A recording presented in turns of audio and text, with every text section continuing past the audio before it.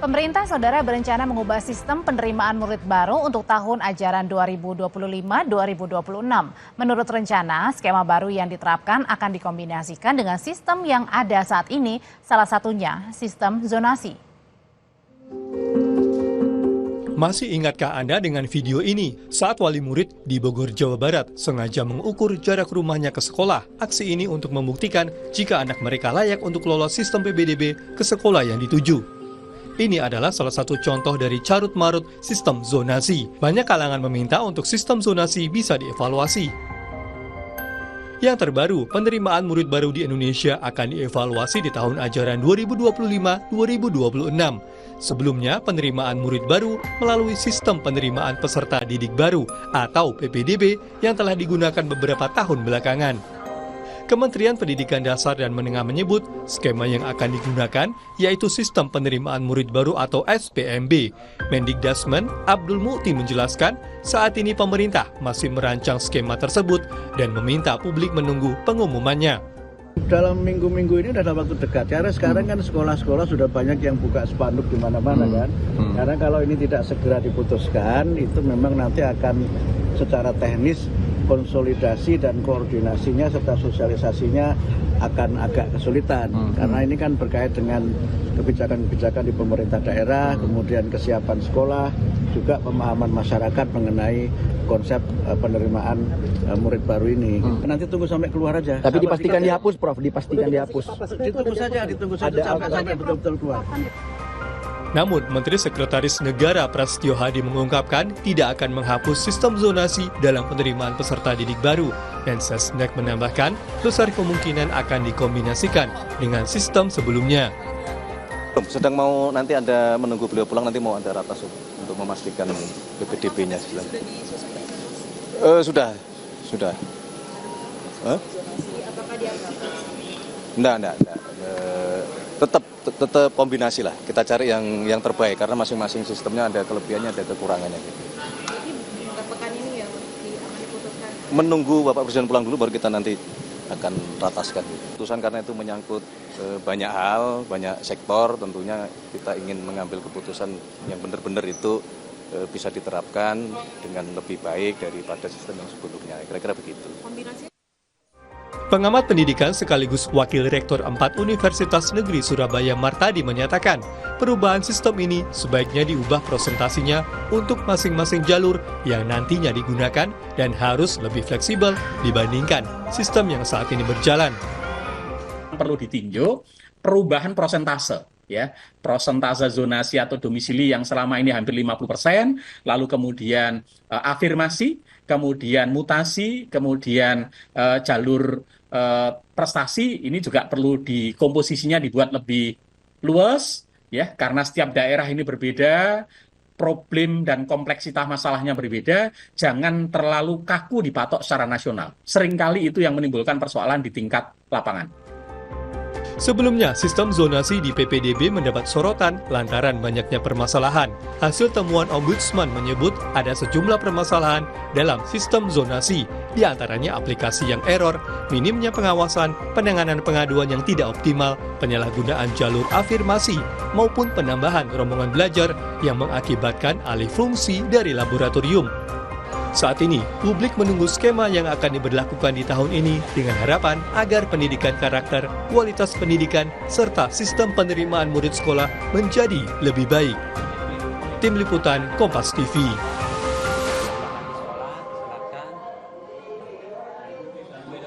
Saudara, apakah skema baru penerimaan murid di tahun 2025 bisa meminimalisir masalah sistem yang berlaku saat ini yakni PPDB? Selengkapnya kita akan ulas malam hari ini bersama Wakil Ketua Komisi 10 DPR, lalu Hadrian Irvani, dan ada juga Ketua Dewan Pakar FSGI, Retno Listiarti. Malam, Bu Retno, Pak Lalu. Selamat malam.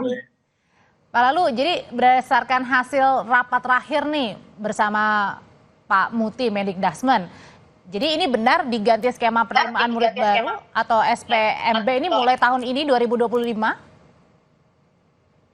Ya, terima kasih Mbak Audrey. Jadi sebenarnya ini sama aja ya, cuman ganti nama. Kalau kemarin namanya itu kan PPDB. Nah, sekarang berubah menjadi SPMB. Nah, itu jadi kalau kemarin penerimaan peserta didik baru, sekarang berubah menjadi sistem penerimaan murid baru SPMB. Tetapi sekali lagi bahwa ini belum diumumkan resmi oleh pemerintah melalui Mendikbudrismen.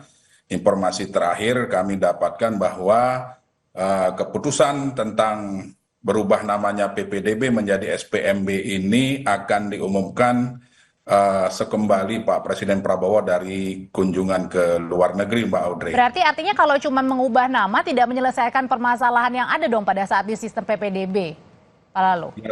Ya tentunya berubah nama, kemudian ada hal-hal yang juga berubah di dalam SPMB itu. Contoh misalnya ketika PPDB kemarin ada 4 jalur penerimaan siswa baru kita. Yang pertama jalur afirmasi, jalur prestasi, jalur mutasi, kemudian jalur zonasi. Nah, di SPMB ini 4 jalur juga, prestasi, kemudian jalur mutasi, jalur afirmasi, dan yang terakhir adalah jalur domisili, Mbak Audrey. Jadi domisili inilah yang mengganti yang namanya jalur zonasi kemarin. Itu bedanya apa Pak Lalu? Sebelum saya ke Bu Retno nih. Kalau jalur zonasi kemarin, persentase untuk yang diterima itu rata-rata 50% ke atas.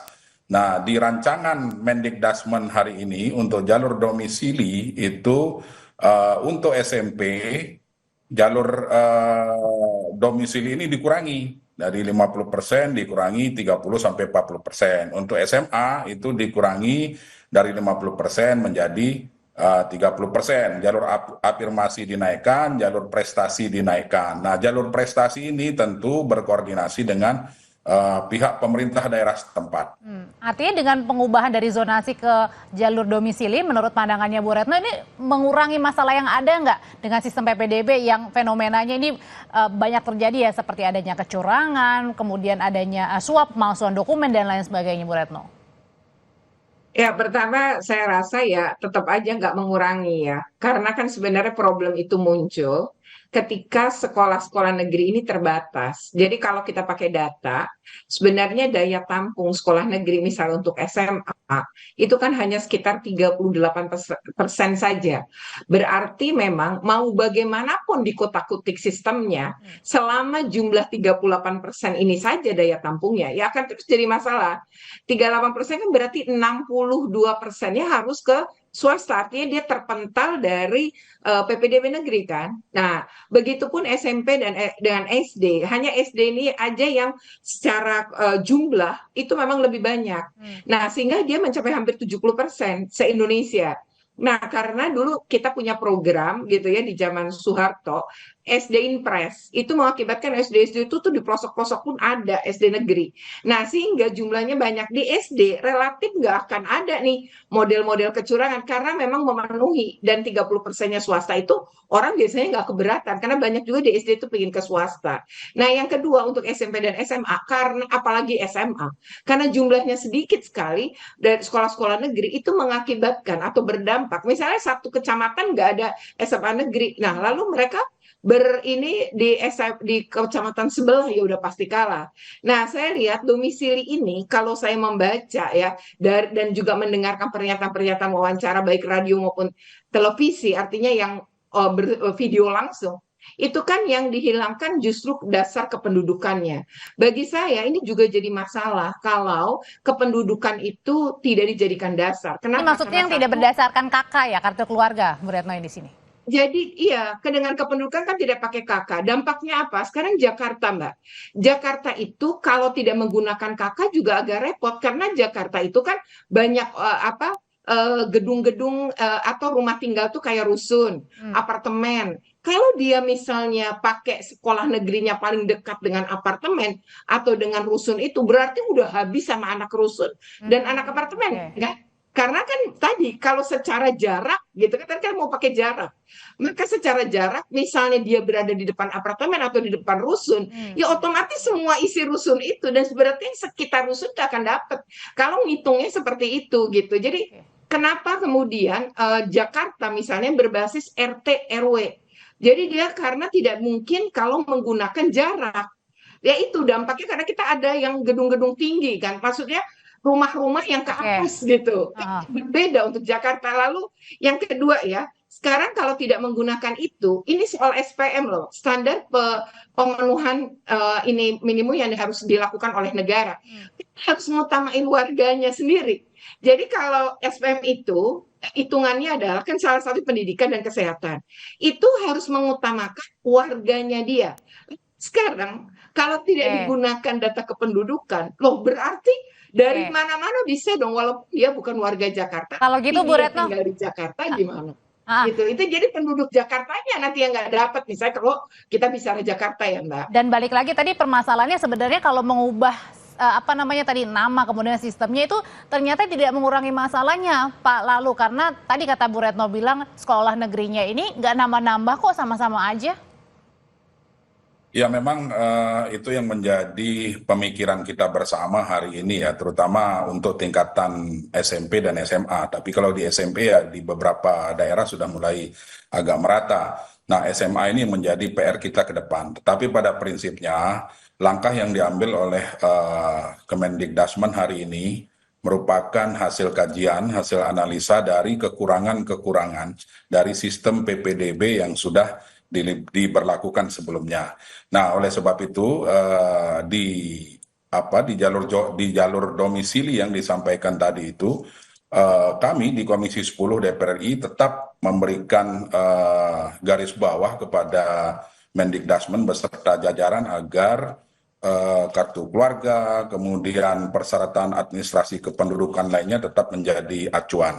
Nah, kenapa di situ menjadi keharusan? Karena hal-hal tersebutlah yang menjadi salah satu penyebab dari ricuhnya jalur zonasi kemarin. Tetapi yang perlu kami sampaikan juga bahwa dalam rapat tersebut kami juga menyampaikan kepada Mendikbudrismen agar koordinasi dengan pemerintah daerah dilakukan sefleksibilitas mungkin. Jadi betul-betul melibatkan pemerintah daerah hari ini. Contoh di SPMB ini untuk SPMB di tingkat SMA itu karena ada di beberapa daerah di Indonesia ini yang satu kecamatan tidak ada SMA-nya, sehingga yang diberlakukan adalah sistem rayon. Nah, jadi sistem rayon ini nanti diatur oleh pemerintah daerah untuk menampung semua calon-calon siswa-siswi baru kita ini agar bisa tertampung. Kalau misalnya nanti tidak tertampung di negeri, maka disitulah peran sekolah-sekolah swasta kita yang hari ini ada di berbagai daerah untuk dimanfaatkan dan diikut sertakan ke dalam. Artinya tapi harus siap lebih mahal juga dong misalnya, kalau misalnya ke swasta kan Pak? Ya, disitulah peran pemerintah hari ini untuk lebih memberikan subsidi juga kepada swasta-swasta kita hari ini seperti itu. Pak Lalu. Swasta-swasta yang tidak high class. Kan di negara kita hari ini banyak swasta-swasta yang memang bayarannya mahal dengan segala fasilitas yang ada ya. Tentu itu untuk kalangan menengah ke atas kan begitu. Nah, selain sistem zonasi yang bakal dihapus ya, diubah begitu, ada juga katanya sorotan mengenai yang UN ini akan diterapkan lagi Pak di tahun ini, betul?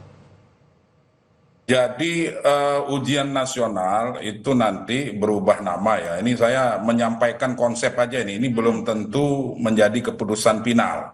Karena di beberapa kesempatan Pak Mendikbudrismen menyampaikan bahwa harus menunggu keputusan dan persetujuan Presiden Prabowo Subianto. Tetapi di konsepnya, ini berdasarkan diskusi kami ini antara Mendikbudrismen dengan Komisi 10, nanti ujian nasional ini berubah nama menjadi tes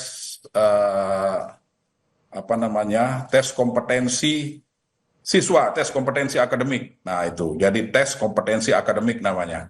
Nah ini kan ujian nasional ini tadinya akan diberlakukan pada tahun 2026. Tetapi banyak pemikiran-pemikiran, terutama yang tingkatan SMA, itu mulai di bulan November karena TKA ini tidak satu-satunya sebagai alat ukur untuk kelulusan. Nah, jadi ujian nasional dan asesmen nasional ini dikombinasikan menjadi satu, dicari format terbaik, kombinasi keduanya ini tidak hanya mata pelajaran tertentu saja yang akan diujikan di ujian nasional atau yang berganti nama menjadi TKA ini, tetapi pendidikan karakter, mental dan sebagainya masuk ke dalam parameter-parameter yang akan menjadi standar kelulusan bagi siswa-siswa kita di tingkat akhir, seperti itu Mbak Audrey. Oke, Bu Retno, sebenarnya kalau dilihat kan banyak mungkin yang beranggapan kalau setiap ganti menteri atau ganti pemerintahan pasti akan ada yang baru lagi, meskipun tadi utak-atiknya ya berbeda-beda dikit lah ya, pengubahan nama, kemudian ada jalurnya. Nah ini sebenarnya balik lagi nih, menyelesaikan masalah yang ada atau sebenarnya hanya mengganti biar apa ya, refreshment aja, penyegaran aja gitu? Ya, pertama misalnya ya kalau kita tentang PPDB, kebijakan PPDB misalnya, ini sebenarnya sangat diapresiasi karena ini paling mendekati keadilan dan berdasarkan Konstitusi Republik Indonesia terkait dengan pemenuhan hak atas pendidikan. Hanya saja karena sekolah di SMP dan SMA kurang, maka mestinya programnya pemerintah adalah menambah jumlah sekolah negeri di wilayah-wilayah yang emang kekurangan sekolah negeri, misalnya jenjang SMA dan SMK serta SMP ini agar apa? Ya agar terjadi peningkatan dari angka lamanya belajar. Karena lamanya belajar di Indonesia ini kan tidak sampai 9 tahun ya, hanya 7,9 tahun. Berarti kan tidak lulus SMP. Nah, ini untuk mendorong, maka mestinya memang sekolah negeri ini diperbanyak. Kalau problemnya adalah kecurangan-kecurangan kakak, sebenarnya Jakarta bisa menjadi contoh. Karena Jakarta itu mereka menggandeng Dukcapilnya. Lalu mereka membuat sistem supaya tidak bisa semua orang kemudian mudah melakukan kecurangan dengan memanipulasi kakak. Misalnya saja untuk Jakarta, itu kalau dia adalah adopsi, maka terjadi perubahan, bisa mengadopsi saja, harus menunjukkan surat mengunggah adopsi itu dari pengadilan mana gitu. Terus kalau kemudian dia itu adalah ikut kakek neneknya, kemudian itu sekian lama, itu akan ditanya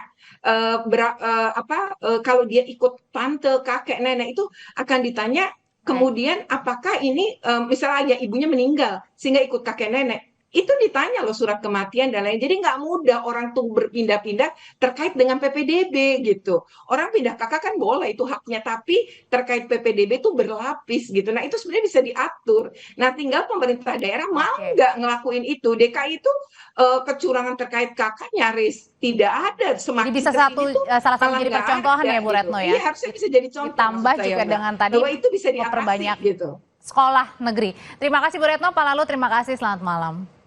Selamat malam Mbak Audrey, makasih.